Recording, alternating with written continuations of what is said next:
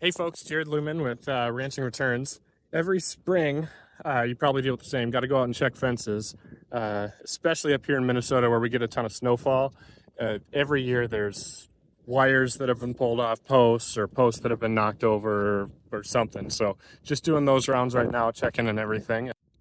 Came across one of these that's busted off. This is a railroad tie. I was lucky. My dad built this entire farm. He built interior subdivisions as well as perimeter fence with these railroad ties. And I do not envy that job. I remember them doing it when I was really little, but I was too little to do much of anything with it. You know, they weigh, gosh, 100 pounds or something like that. They're pretty heavy, and um, so now they're breaking off some every year. We got to replace them and everything, just like anything. But we've been switching to something much easier. These are 7/8 inch, I think, fiberglass sucker rod posts. They come pre-drilled with holes every 10 inches or so. Pound them in, and they're not supposed to be, they're better than metal T-posts because they don't short the fence or anything if a wire comes off. And I guess, we've got some that we've been using now for 5-10 years, and as far as I can tell, they're not wearing out like wood posts do, and they're much cheaper.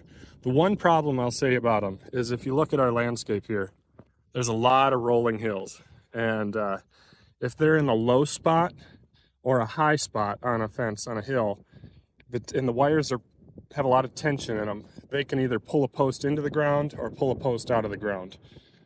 So that is their downside, but for the most part, they work pretty good. They're easy to put in and they're cheaper, so we've liked switching to these so far.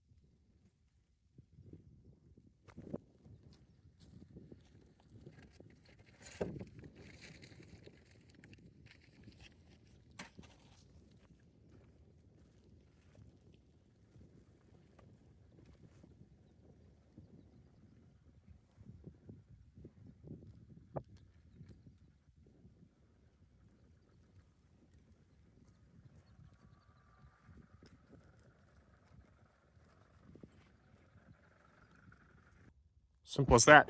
Yeah, you can fasten the wires to the posts with either these, just metal wire. I don't know if that's shown very clearly, or these cotter pins.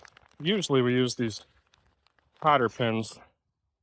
They're maybe a little more expensive than wire, but they're slick. You can get a big bag for pretty cheap. But yeah, these posts are kind of indestructible. Work great. Easy to put in and easy to replace these old railroad ties. They did their part for 25 years, but those have been nice. We've messed around with pretty much every kind, probably not every kind, that's for sure not true, with a lot of different kinds of fence posts. Obviously the railroad ties, we've played with just, the treated fence posts, and we still use some of all of those in different scenarios even today. Metal T-posts, we have a lot of those, mostly in the shed. We've been replacing them over time. We'll use those for like temporary fences we put around cornfields when we're grazing corn stalks in the fall. Because they just need to hold the wire for a short time. But if you're planning on building a permanent fence, we don't like using those because inevitably wires come off and then they're resting against a metal post, directly shorting out your fence, and it can be tough to find those when you've got miles and miles of fences. So we try to avoid using metal T-posts. We've used, I think they're called timeless fence posts. They're kind of like the white T-posts that are some sort of composite that's non-conductive. Those we had even more of an issue than these ones with them being pulled into the ground or out of the ground.